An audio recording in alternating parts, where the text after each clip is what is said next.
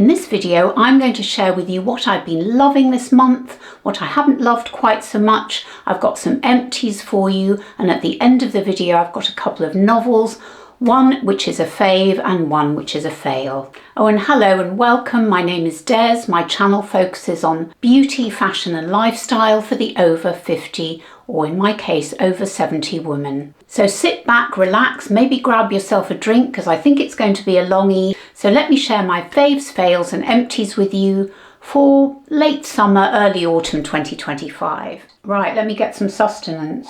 Love this mug, by the way. So let's start with skincare. We've got quite a bucket here. And I'm going to start with this, which is the Ginseng cleansing oil from Beauty of Joseon. Now, it isn't quite empty, but it's nearly empty. So I thought I'd share it with you because I've started using another one. But it's one of a few cleansing oils that I've really enjoyed using. Now, if you're new to my channel, I don't use any fragrance products because I'm allergic to lots of different types of fragrance and vanilla, which is very annoying, although I can eat it. I really love cleansing oils. I think all the Korean cleansing oils are in a way much of a muchness. And this one is very, very good. It takes off makeup. I do a second cleanse, but this is my first cleanse. I only use it at night, but I've really enjoyed using it. And I think Korean cleansing oils are very reasonably priced. Everything I talk about, by the way, today will be listed and linked in the description box below and in the top comment, so you can find all the products easily. I do recommend this, but I wouldn't say that it's better than some of the other cleansing oils in Korean ranges. I just think it's a really nice one and I've enjoyed using it. As you can see, there's very little left now.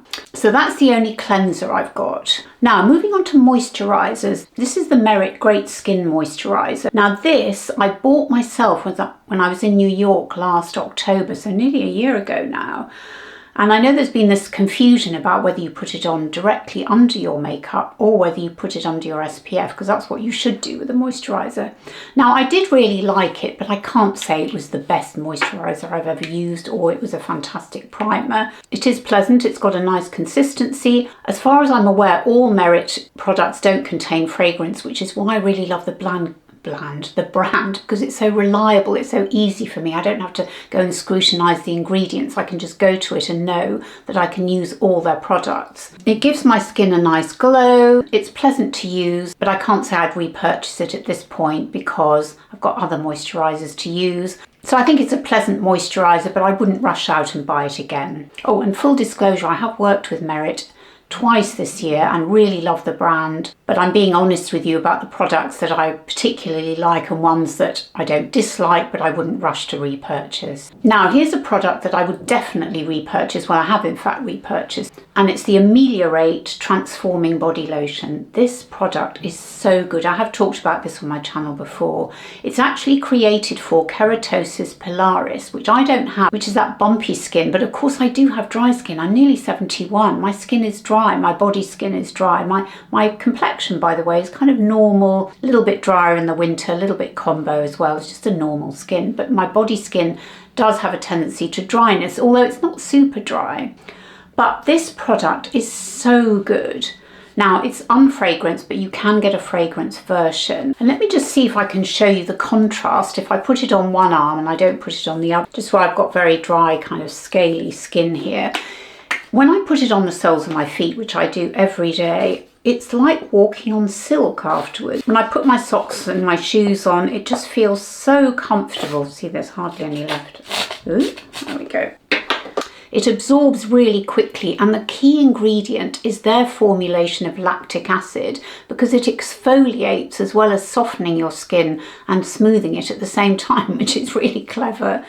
So I think it's an excellent product. Now, I think it's probably a little bit similar to the Dermatology version, which is an American brand, which is more difficult for us to get here in the UK. Now, I've no idea whether this is going to show up on camera, but there you can see my skin having applied the Ameliorate, and here you can see it without. I'm hoping the without doesn't look quite as smooth as the with.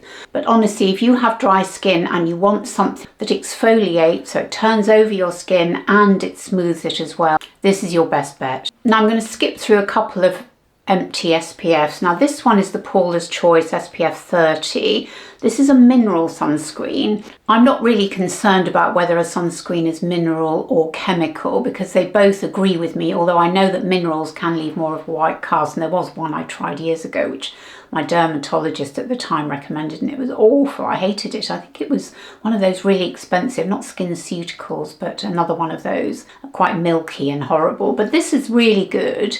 I'm not going to repurchase it at the moment because, again, with Korean products, I'm really enjoying one that isn't this one, which is another sunscreen which I've just finished, and this is the Purito Daily Soft Touch Sunscreen. So both of these are really good. This is a chemical, this is a mineral. I'm not going to repurchase this one at the moment, only because I've got another Korean one which I'm using, which is the Haru Wonder Rice something or other, and I will talk about that in an upcoming video at some point. But I am leaning towards loving Korean brand skincare at the moment. It's just so good and so reliable. Both of these are unfragranced, of course. This is SPF 50, this is SPF 30. 30 is probably fine in the UK in the winter. I prefer a 50 in the summer months when I know it's going to be sunny, but a 30 for me in the UK because we just don't have the sun that you have in other parts of the world, particularly in the US and Asia and Oceania.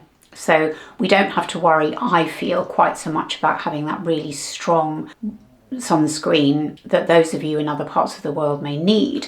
But both of these are really good. This is more expensive. I love Paula's Choice products. This is the only one of theirs I've got at the moment. But I do love the brand, very reliable and unfragranced as well. I think all their products are unfragranced. This I also love, but I haven't repurchased it yet, but I may do. And the other great thing about these two is they do not pill under makeup, which is absolutely vital for me. So love these products, haven't repurchased yet, but will consider doing so in the future. Now the next Empties skincare product I want to talk about is this Dermalect. Now this is an under eye, eyelid and dark circle corrector, and I've used this up completely. As you can see, it's all squashed. Now I bought this because Glam Girl Gabby recommended it quite a while ago now, probably a year ago actually, on her channel, when she talked about something that was helping to correct her dark circles. Now she has got dark circles. I'm not sure that dark circles are really my concern now, although I've always had them. I wish this has been around when I was 16 and I first discovered I had dark circles. I didn't know I had them until then because I had really thick glasses, and it wasn't until I got those awful hard contact lenses. Do you remember those? Oh, they were agony. But I put them on, and for the first time I was able to see my face properly without glasses, and I went, oh my gosh, what on earth are these? And I had really bad dark circles. However, as I got older, of course, it's puffiness and it's bags and it's crepiness under the eyes that bother me. But I thought I would try this anyway because it's also supposed to help puffiness on your eyelids. I don't honestly know whether it worked or not, and it is quite pricey. I think it was about 50 quid, something like that. As I say, everything will be down below for you so you can check out the price. I like the idea of it because it's got one of these metal applicators, so you squeeze out a little bit of the product. Let me see if I can get a bit out. Oh yeah, there we go. Look, there's a tiny bit left. And then you can apply it under your eyes, and it's got that sort of cooling effect. And I can feel it cooling on my hand, actually. That is very pleasant. But did it really do anything, and would it do anything that, say, a retinol, if you can tolerate it under your eyes, wouldn't do? And because I'm using retinol, and I'm going to come on to that a bit later, or tretinoin every night, I'm not sure I really need this, so I'm not going to repurchase it. But I did enjoy using it, and if you've got 50 quid to spare and you've got dark circles or crepey eyelids, it might be worth giving it a go, but I wouldn't count on it really making a difference. So I won't be repurchasing it. Now let's talk about retinol. And this is the remedy specifically for aging, and it's a retinaldehyde, so it's a form of retinol. And this, I think I'm right in saying that retinaldehyde is the highest grade of retinol you can get before you then move on to prescription tretinoin. Now, I've used retinaldehydes before in Medicate products, which I really like. I love Medicate as a brand, and it was local to me in London, so I felt that it had a kind of special place in my heart. But I absolutely love this retinaldehyde by Remedy. Now, Remedy is a brand that was started by one of the two doctorly doctors who are on YouTube, and it's Dr. Munib Shah. And as soon as I saw he was starting a brand, I was really interested. It is based in the States, so you do have to pay shipping charges, but it's not super expensive. And they do often have discount codes. I don't have a discount code for you. I have asked them for one, but I haven't heard back from them yet. So I'm hoping they are going to give me one at some point, but I'm definitely going to repurchase this. I think there's a little bit left. Let me see. Oh yeah, there is. Now what I really like about this, and it's very smoothing and doesn't irritate the skin at all, is because it contains other ingredients as well. So it's got matrixyl, it's got argireline, it's got niacinamide, it's got glycolic acid. Now all those ingredients are going to help your skin, your aging skin, because they're going to moisturize it, they're going to smooth it, they're going to encourage cell turnover, they're going to encourage collagen and elastin production, they're going to do all those things. And I'd not seen a retinol that you can buy over the counter, as it were, that contained all those sorts of ingredients. Even the Medicate, I don't think contains all of those. And I love the idea of that combination. I'm not a dermatologist, I'm not an esthetician, I know diddly squat about this sort of thing. All I know, the little I know, is gleaned from people like Nadine Baggett, from Cindy from Beyond 50 Skin, from Tamara of Tamara's Timeless Beauty, these knowledgeable YouTubers who, some of whom are my friends. Nadine I don't know, but I've been following Nadine for years.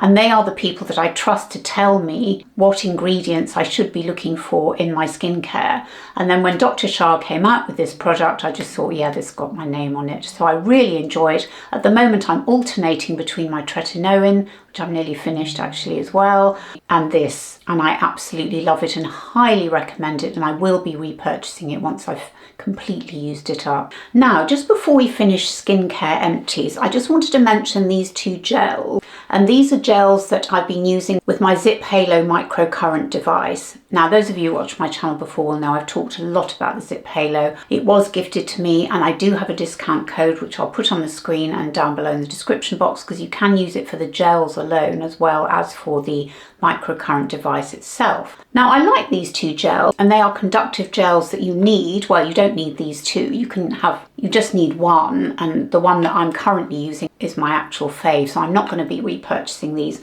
But they have properties in them that help to conduct, as it were, the currents over your skin. And I like these, but I prefer the one I'm using at the moment. I can't remember the name of it. I'll put it on the screen. That's the one I'm going to be repurchasing, because I don't find I need as much of that one as I do with these. But I love using my ZIIP Halo. I use it every other day at the moment. I was using it 5 to 6 times a week, but now I'm using slightly longer programs, and I'm getting more experimental with the different programs on the ZIIP Halo because it comes with an app. And so I was just using a kind of free-form 4-minute one, but now I'm experimenting with longer ones, which I'm finding quite fun. It's a very relaxing treatment that you can do yourself lying on the sofa or watching TV. It doesn't make a noise. Well, it does make a noise, but that's only to remind you to keep moving it, but it doesn't bother anybody. So you could happily lie next to your partner and do your ZIIP Halo without interfering with any Netflix that you're watching or anything like that. It's a really nice little device.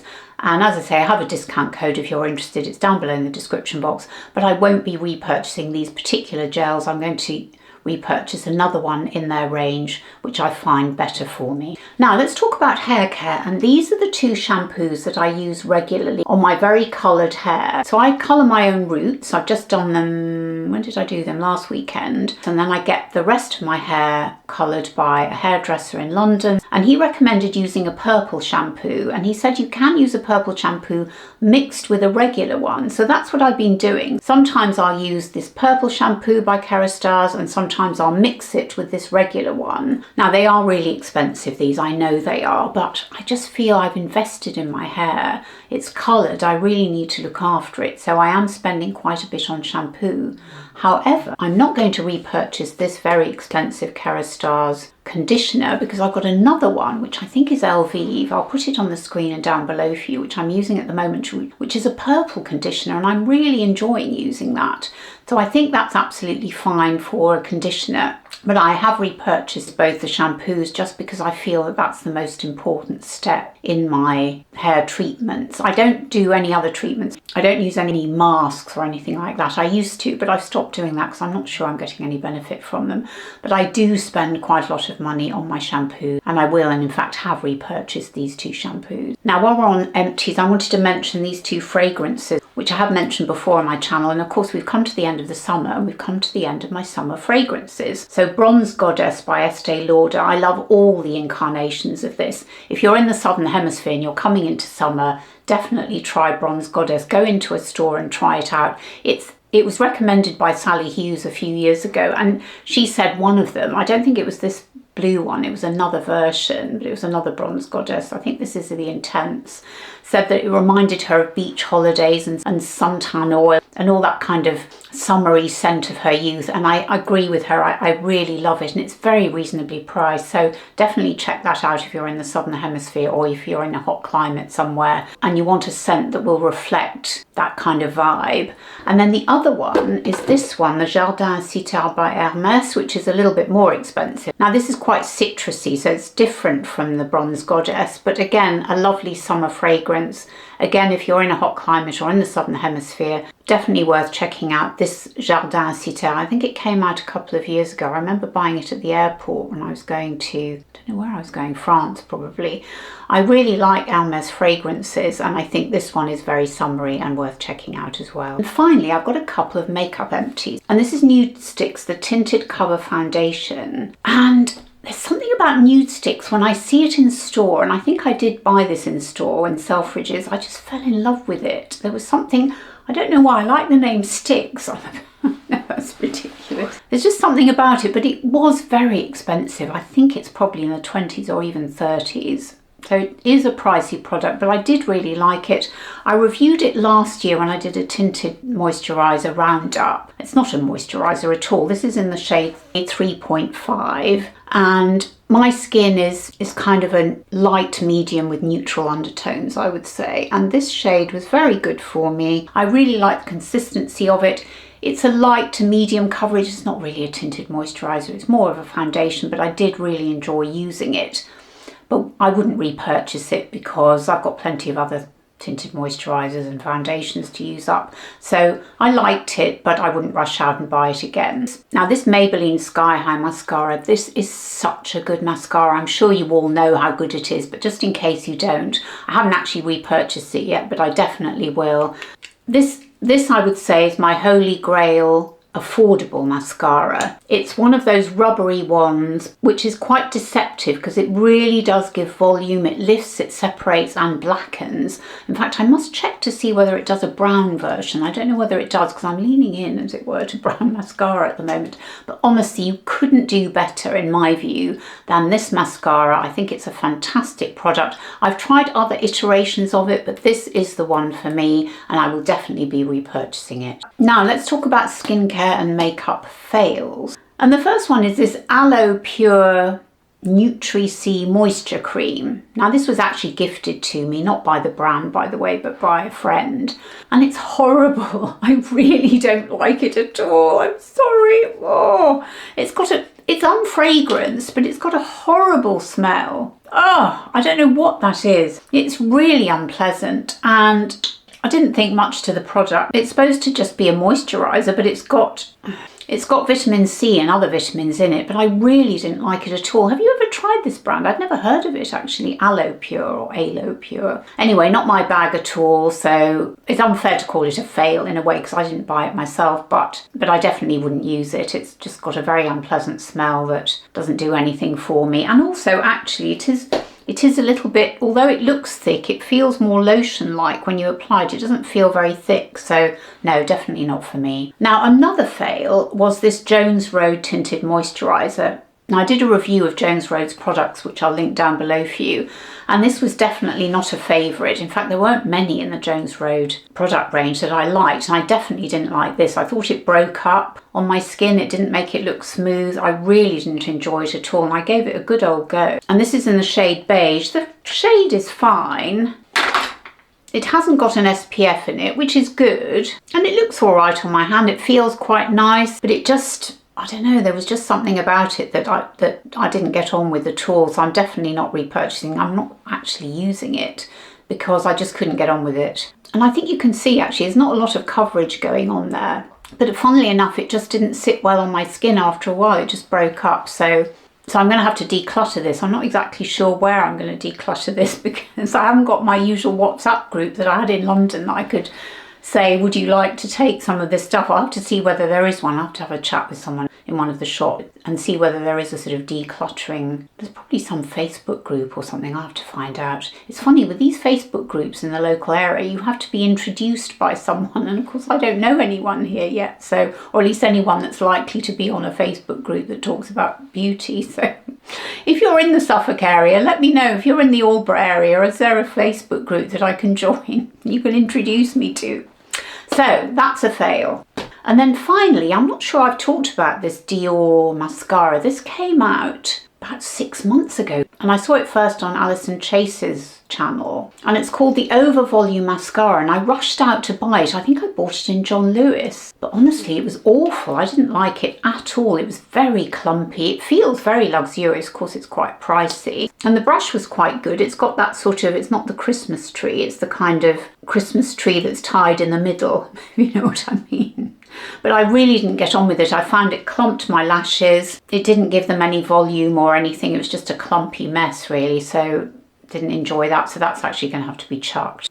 Hello, I've decided to end part 1 here because if I'd put parts 1 and 2 together, we would have been here forever. It was turning out to be an incredibly long video. So I hope you'll forgive me that this video is now divided into 2 parts. Next part will be next Sunday, which will be mostly faves and one tiny fail. So I hope you'll join me then. In the meantime, thank you so much for watching. If you've enjoyed this video, please give it a thumbs up and don't forget to subscribe before you leave if you haven't already. And I thank you so much for watching. It means the absolute world to me. It really does. And I hope you're all doing really well. And I look forward to seeing you next Sunday for part 2. Bye. Oh, and Wednesday as well when I do my vlog. See you then.